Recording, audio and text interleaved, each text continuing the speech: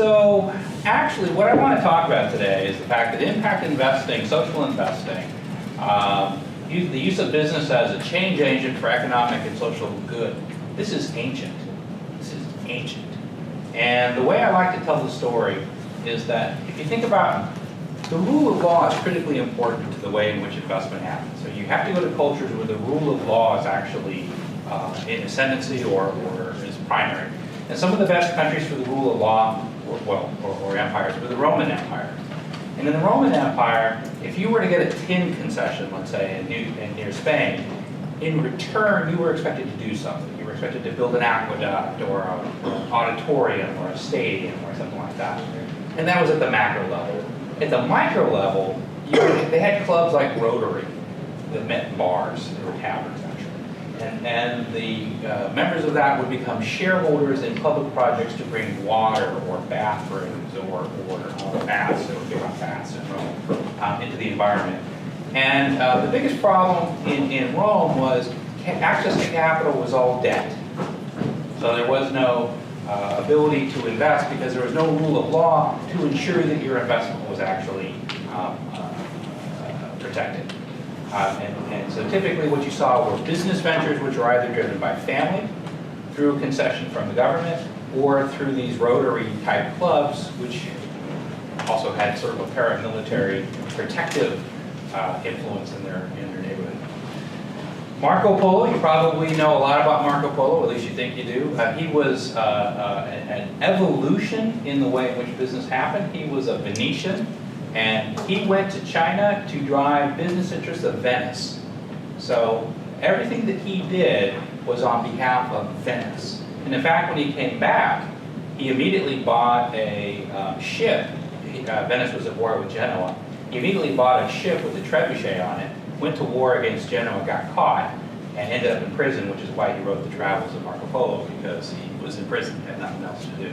But the idea here was that impact investing at this time had a national interest to it. The idea of investing in another country for another type of people, unheard of, unheard of. All impact investing in ancient Rome, ancient Greece, in Venice, however you want to do it, would all be local. You would invest internationally, of course, but where you would try to have social impact would always be in your own home, in your own place of business.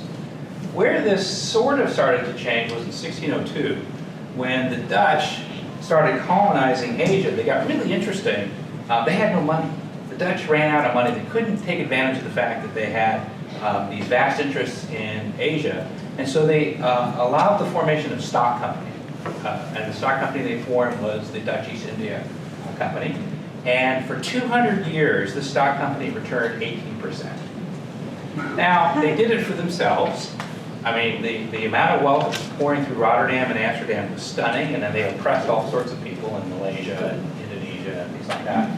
But the bottom line was it was done as a corporation where you could protect the interests of the shareholders.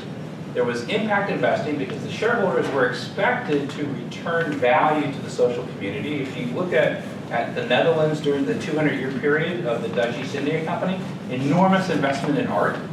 And art was considered the public good. If you think about Venice, what was the public good? It wasn't feeding the poor, because they had a different attitude about the poor back then. It was creating works of art and beauty. And so the public good in much of our history has always been something maybe related to sports or art or something of that kind of nature. So we have deep roots in our country for the idea of business for the common good. One of my favorite examples is Corning.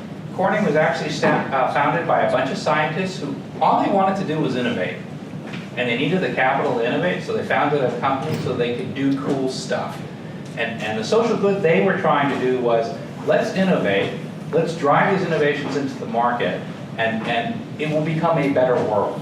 Now, Corning has changed a lot since then. If you watch some of the negotiations with Gorilla Glass and stuff like that, you get a sense that it's changed a little bit. But the idea back then was that innovation in itself was a social good and worth investing in.